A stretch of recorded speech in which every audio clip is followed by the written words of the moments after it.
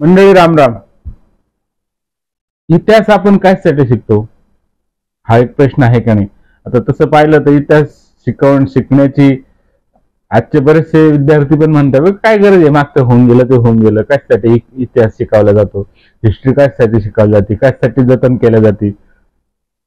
हा एक प्रश्न आजच्या विद्यार्थ्यांपुढे उभा राहिलेला असतो मित्रांनो. परंतु आपल्या पूर्वजांनी, आपल्या साधू संतांनी, ऋषीमुनींनी किंवा जे काय थोर विचारवंत होऊन गेले, तर त्यांची आपण आठवण का काढतो, का बरं त्यांचा अभ्यास करतो, का बरं त्यांनी लिहिलेले त्यांची पुस्तकं किंवा त्यांनी सांगितलेले तत्व आचरणात आणण्याचा प्रयत्न करतो, की त्यांनी जे काय आपलं जीवन, पुढचं जीवन उन्नत व्हावं, आपल्याला त्यांच्याकडून ज्या काही चुका झाल्या किंवा त्यांनी केलेल्या चुकीचं काम कसं आहे आणि त्याचा परिणाम काय झाला, इतिहास ते सुद्धा आपल्याला सांगतो. की इतिहासामधून शिकायचं काय, की इतिहासामध्ये ज्या काही लोकांनी चुका करून ठेवलेल्या आहे किंवा चुकाचा परिणाम त्यांना भोगावा लागलेला आहे, त्या चुका आपल्याकडून होऊ नये, त्या गलती म्हणा ती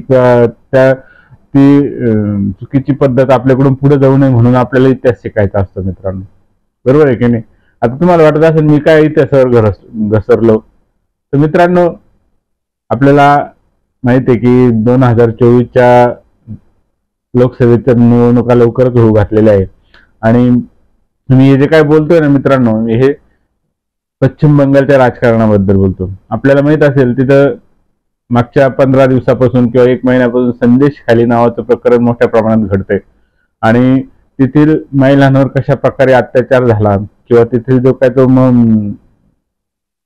शाहनवाज का मोहम्मद कोण तो आहे, तो गुंड तृणमूल काँग्रेसचा कार्यकर्ता किंवा नेता, त्यांनी कशा प्रकारे दहशत निर्माण केलेली आहे, कशा प्रकारे हिंदू स्त्रियांना किंवा तेथील महिलांवर अनन्यत अत्याचार केलेले आहे, लोकांचे धंदे उद्ध्वस्त केलेले आहे, मराठी हिंदू लोकांचे किंवा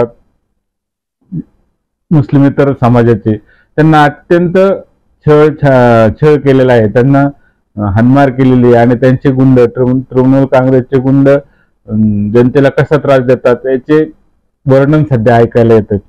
आता मी याच्यातून इतिहास सांगायचं काय, तर आपल्याला आठवत असेल मित्रांनो, ममता बॅनर्जीचं जे राजकारण ते कशामुळे निर्माण झालं, ममता बॅनर्जी कशामुळे प्रसिद्ध झाल्या, तर ते नॅनो प्रकल्प माहित असेल आपल्याला, सिंगूरचं आंदोलन आहे का नाही, ते नॅनो टाटा कंपनीचे जे काही नॅनो कार सर्वसामान्य लोकांना 1 लाख रुपयामध्ये कार निर्माण करण्याचं जे स्वप्न टाटांनी पाहिलं होतं, ते प्रत्यक्ष उतरवण्यासाठी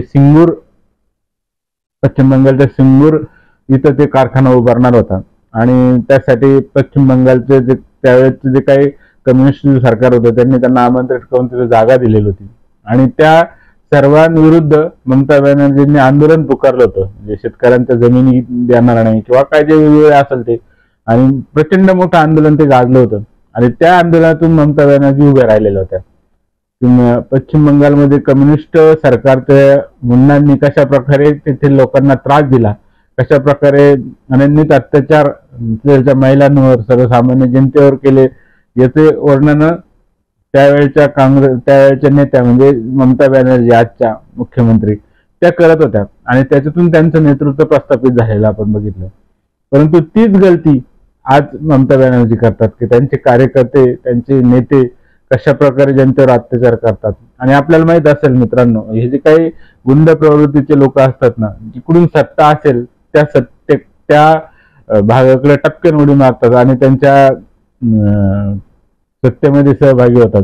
आणि नेत्यांना सुद्धा अशा लोकांची गरज वाटते की आपलं नेतृत्व प्रस्थापित करण्यासाठी किंवा आपली दहशत निर्माण करण्यासाठी, आपला दबदबा पूर्ण समाजावर राहण्यासाठी अशा गुंड प्रवृत्तीच्या लोकांना हाताशी धरतात आणि आपलं नेतृत्व प्रस्थापित करण्याचा प्रयत्न करतात.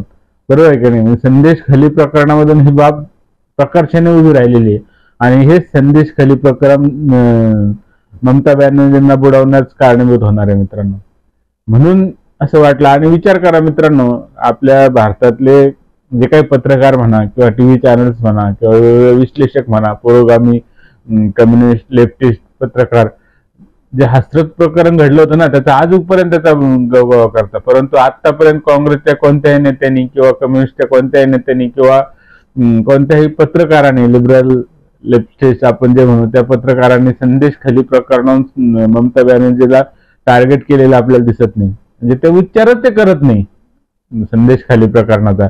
तर हे प्रकरण ममता बॅनर्जींचा जड जाणार आहे आणि इंडिया आघाडीमध्ये ते असल्यामुळे सगळ्या संपूर्ण इंडिया आघाडीत त्याचा परिणाम होणार आहे. म्हणून हे प्रकरणावर कधी चर्चाच करताना दिसत नाही. आणि मला विशेष वाटतं मित्रांनो, आपले जे काही भाजपचे किंवा इतर उज्ज्वल विचारसरणीचे लोक आहेत ते पण असं तो मुद्दा प्रकर्षाने मांडताना आपल्याला दिसून येत नाही. परंतु स्थानिक जे काही तिथलचं प्रकरण घडलेलं आहे मित्रांनो, त्याचा प्रचंड परिणाम ममता बॅनर्जींना भोगावा लागणार आहे. कारण कोणती दहशत किंवा कोणती दडपशाही जास्त दिवस चालत नाही. आणि ज्यावेळेस समाज मन उद्रेक करून उभा राहतो ना, उद्रेक होतो ना, त्यावेळेस कोणताही किती मोठा नेता असेल किंवा किती प्रतिष्ठित किती मोठा गुंड असेल तर त्याची सत्ता उखडून टाकण्यास जनता तयार असते. हेच प्रकरण सध्या संदेश खाली या जे काय प्रकरण झालं त्याच्यातून दिसतं मित्रांनो. परंतु आज सुद्धा ममता बॅनर्जी आपल्या सत्तेच्या अहंकारापोटी जे सगळं प्रकरण दडपण्याचा प्रयत्न करताना आपल्याला दिसून येत आहे. परंतु स्थानिक जनता इतकी तीव्र निदर्शने करतात, उग्र झालेली आहे या सगळ्या विरुद्ध. आणि जो कोणी तृणमूल काँग्रेसचा कार्यकर्ता दिसेल त्याला चुपून काढण्याचं काम सध्या ते करतायत.